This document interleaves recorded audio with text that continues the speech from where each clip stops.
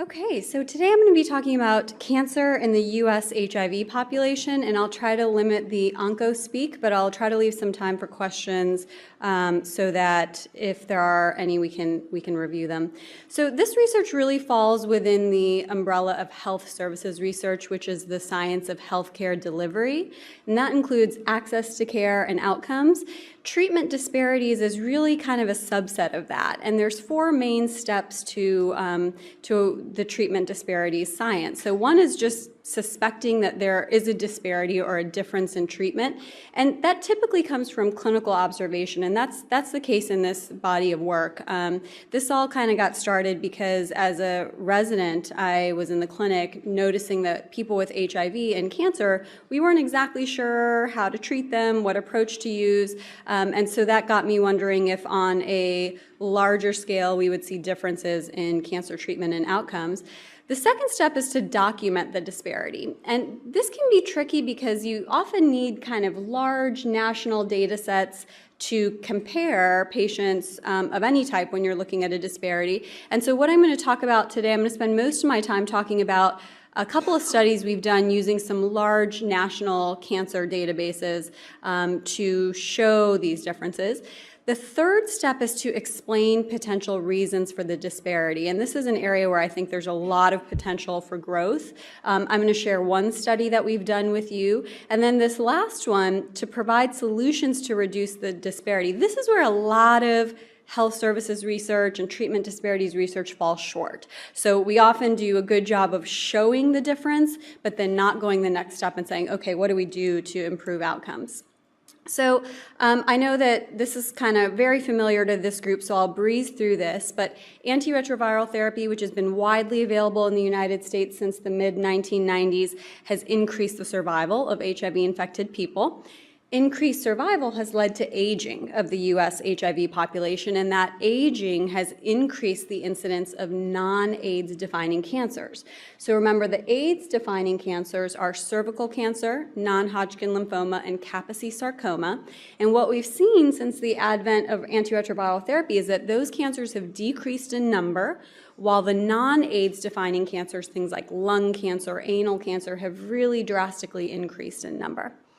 We also know that people with HIV and cancer have worse overall survival and cancer-specific survival compared to uninfected people. And of course, there's a lot of potential reasons for that. People with HIV are more likely to present with advanced cancer stage. There may be biologic differences related to immune surveillance of cancer that leads to different aggressiveness of disease. And of course, people with HIV have a competing risk of death, which is AIDS. But the question that we had is, could this difference in survival be related to differences in cancer treatment? So at the time that we were sort of thinking about this question, and I told you this came from the clinic really, there was not a great way to study this question.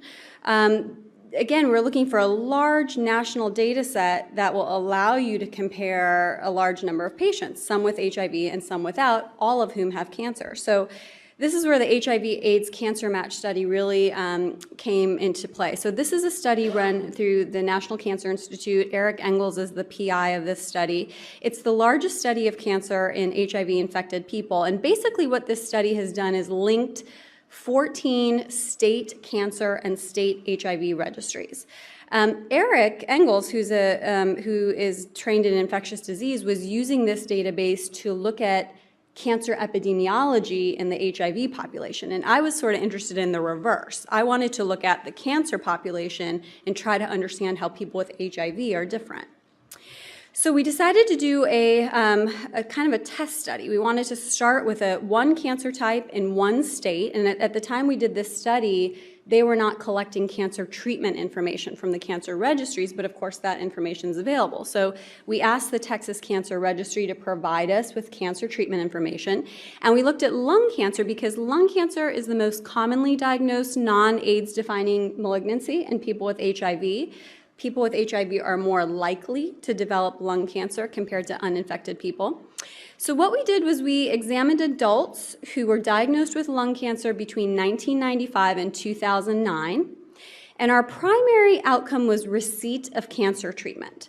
We define that as surgery, radiation therapy, chemotherapy, or any combination of those that were administered in the first course. And cancer registries differ a little bit in how they define first course, but typically it's the first 4 to 6 months after a cancer diagnosis. So I just want to highlight that this is a really broad definition of cancer treatment. We're not talking about was standard cancer treatment administered. We're saying was any cancer treatment, even if it was something that we wouldn't consider standard administered. So we wanted to use a really kind of broad definition so that we weren't calling something a disparity if it wasn't there. And what we found, so a couple things to point out here, there were 337 HIV-infected patients in our study, which is a fairly large number. And there are a couple of patterns that you're going to see in several of the studies I show you. So age, people with HIV and lung cancer were younger than people who were uninfected.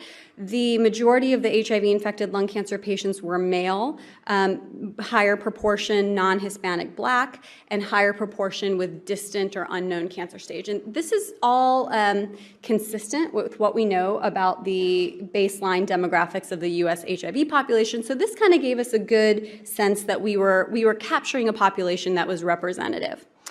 When we looked at the impact of HIV status on the likelihood of receiving cancer treatment, and remember that's any cancer treatment, we saw that people with HIV infection were far less likely to be treated. So an odds ratio of 0.39. And remember, this is factoring in those differences in stage, gender, race, still much less likely to receive cancer treatment.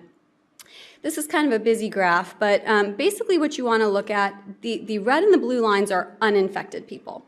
And the red is uninfected people who received cancer treatment. The blue is uninfected people who did not. So we see that cancer treatment improves survival, which is great. That's why oncologists do what they do. So we know that cancer treatment improves survival. The brown and the green lines are HIV-infected patients. Brown are the ones that received cancer treatment, green are the ones that did not. So we see even within the HIV group, cancer treatment improves survival. However, it doesn't make up the whole difference in terms of the overall survival deficit we see, but certainly this suggests that this is part of it. So we concluded from this study that HIV-infected people with lung cancer are less likely to receive cancer treatment compared to uninfected controls. We saw that survival was worse in HIV-infected patients with lung cancer, and that lack of cancer treatment may contribute to the differences that we see in survival. But remember, this was a small study in one state with one cancer type. So it kind of generated more questions. So would we see similar results with other cancers and in other regions? So we did a second study, very similar in design, where we looked at many more cancer types. So we looked at several AIDS-defining cancers and several non-AIDS-defining cancers in Texas, Connecticut, and Michigan. Very similar definition of cancer treatment, that broad definition that encompasses really any kind of treatment.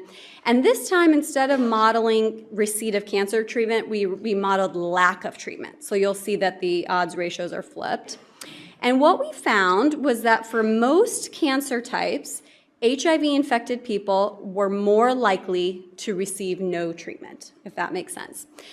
For cervix cancer and breast cancer, we had very few HIV-infected patients. So remember, it's a predominantly male population, so we didn't have as many patients with those cancers.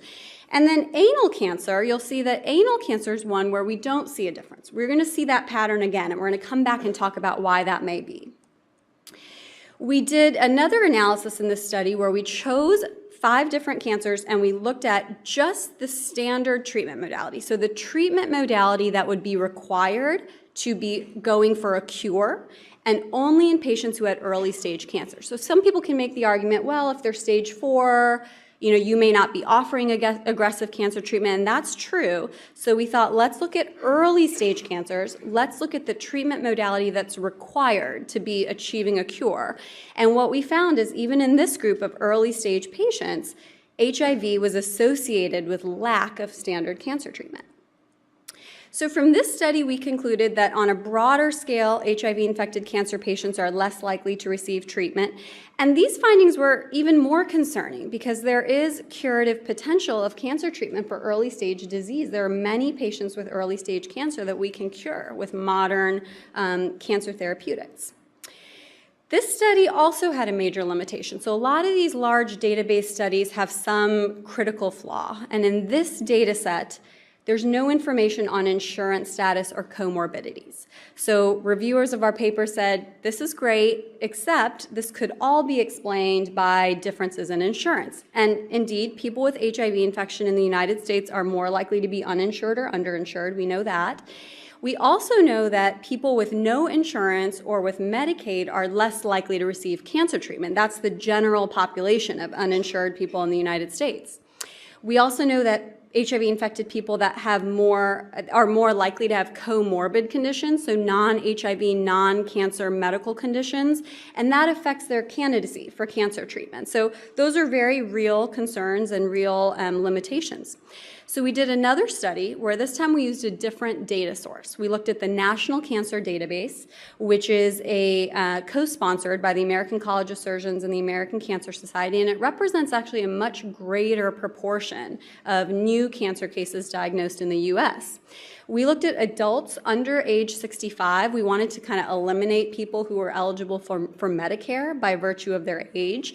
And we looked at, this was kind of a more contemporary series, so patients diagnosed between 2003 to 2011. Again, we looked at a broad range of cancers. And what we found was, just looking at the insurance and the comorbidities, we saw that people with HIV infection, which is this column, were a lot less likely to have private healthcare insurance. And this probably doesn't come as a surprise to anybody in this room, but 35% versus 72% in the uninfected group. And they were also more likely to have comorbidities. This is a score, the Charlson score, which sort of assesses several different medical conditions, and it's all compiled into a risk score. A greater proportion of people with HIV had 2+ comorbidity versus the uninfected patients. The only other thing I wanted to point out on this slide is the number of patients we had in this study. So we had 10,000 HIV-infected cancer patients. This is the largest study of cancer treatment in this group. So with these large data sets, you're able to really put together a lot of information. So with this data set, we have all of those demographics and clinical variables we had before, but we've now added in insurance status and medical comorbidities. And what we found, I didn't put the red circles on this one because for every single cancer type, we see a difference. People with HIV infection are less likely to receive cancer treatment. The one exception is anal cancer. And again, we're going to come back and talk about why that might be. So we kind of talked about this already, the conclusions. Even after controlling for insurance status and medical comorbidities, we still see these differences in cancer treatment rates. So I think we're sort of at a point now where we've developed this narrative. We think that people with HIV infection are less likely to receive cancer treatment, even for early stage disease, even for stage 4 disease where palliative care can improve quality of life. So why is that? There's probably some physician-level factors. Until fairly recently, people with HIV infection were excluded from cancer clinical trials. The NCI CTEP published a white paper suggesting that not be applied kind of unilaterally to all cancer clinical trials, but we don't really know if people with HIV are being enrolled in cancer clinical trials or not. The lack of enrollment in clinical trials has led to a lack of consensus guidelines. So in oncology, we very much operate by using these consensus guidelines to kind of guide us in the management of patients. And in most cancer sites, people with HIV aren't even mentioned. So, an oncologist who's treating a patient would go to these guidelines for information on how to treat. They don't see their patient mentioned. They know these patients were not enrolled in the clinical trials. So suddenly we don't know if the best available evidence we have applies to this patient population. And let's go back to that anal cancer question. So you saw that repeatedly anal cancer was the only cancer for which we didn't see a difference. And when we look at the National Comprehensive Cancer Network guidelines, those are probably the most utilized guidelines in oncology. We see that for anal cancer, I know you can't read this, but anal cancer, it specifically addresses people with HIV. It specifically says what to do to manage patients with HIV. And for that cancer type, we don't see differences in cancer treatment. So that suggests that there's some need for education of oncologists to kind of help treat these patients. There's almost certainly patient-level factors, dual management of two chronic diseases, potentially some stigma of HIV and cancer. Certainly in Botswana, where we do a lot of research, there is a stigma of cancer very similar to the stigma that HIV had in a prior era, and certainly health systems-related factors. So I'm going to quickly just go over this study. So this was a survey study we did of U.S. and medical and radiation oncologists. We really wanted to understand what drove their treatment or lack of treatment of patients with HIV. So we asked them a whole bunch of questions about their perceptions of people with HIV, and then we gave them several clinical scenarios and basically said, would you treat, would you not treat? And what we found, so we had a pretty high response rate, what we found was that 45% of the oncologists said they rarely or never discussed their management plan with the patient's HIV specialist. I mean, I think that's shocking. If you're an HIV doc and you're treating this patient with antiretroviral therapy and you have no idea that someone is initiating chemotherapy, radiation therapy in your patient, I think that's really concerning. 70% indicated that sufficient guidelines were not available for treatment decision-making. And our primary outcome, which was would these oncologists offer treatment, a good proportion of them said they would not. So about 20 to 25% of physicians said that they would not offer treatment based on the patient's HIV status. And if you remember back to the studies I showed you, that's about the magnitude of difference that we see in cancer treatment rates. The reassuring thing about this study is that we took those perceptions that we assessed and correlated them to responses of whether or not physicians would offer treatment. And what we found that it was really concerns about toxicity and efficacy of cancer treatment, not inherent bias against people with HIV that was driving the delivery of cancer treatment. And that's positive. That suggests that with education we can modify this. So let's go back to this model, and I know we're running short on time, but I just want to talk about what we need to do next, because I think this is sort of where I'd like to grow this research program and where I would love to hear from any of you who are interested in collaborating.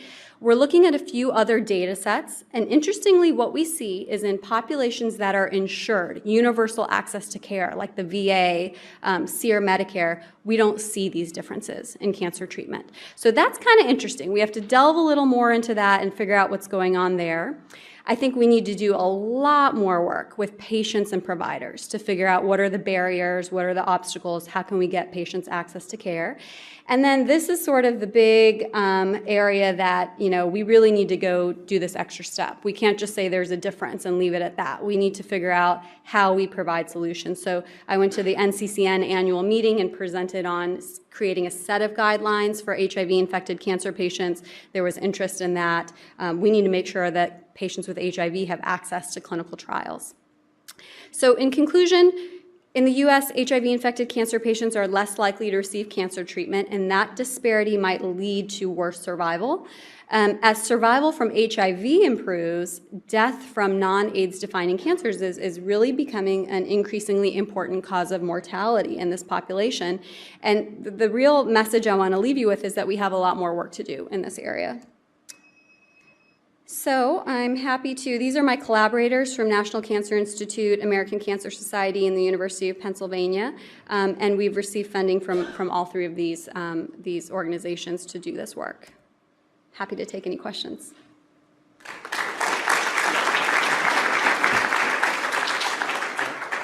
Gita, that was fantastic. Thank you. We're in the realm of cancer immunotherapy right now, a lot of excitement. Do we know is HIV status an exclusion criteria for most immune checkpoint blockade therapies that are going now? And if so, should we advocate perhaps proposing trials where they compare immune checkpoint in HIV-infected versus uninfected? Because it seems to be working in non-HIV-infected things like lung cancer. Yeah, that's a great question, because immune therapies are sort of the rage in oncology right now. And certainly HIV is an immune disease, and I think we're learning more and more that so is cancer. Cancer is also immune-mediated disease. So the clinical trials that have already been completed for most of those drugs did not include people with HIV, but there are several ongoing trials. So the AIDS Malignancy Consortium is a clinical trial cooperative group that focuses on patients who have HIV and cancer. Up to this point, they've largely focused on the AIDS-defining cancers, but they now have a whole non-AIDS-defining component, and they're starting to get a lot of clinical trials up and running. For many of the disease sites, they're looking exactly at that question, immunotherapies. But in general, we have a lot of work to do in looking at the intersection between antiretroviral therapy and anti-neoplastic therapy or chemotherapy drugs so that we can understand, do we need to dose modify? Do we need to check labs more? Do we need to add other kinds of supportive treatment so that patients with HIV can get appropriate cancer treatment?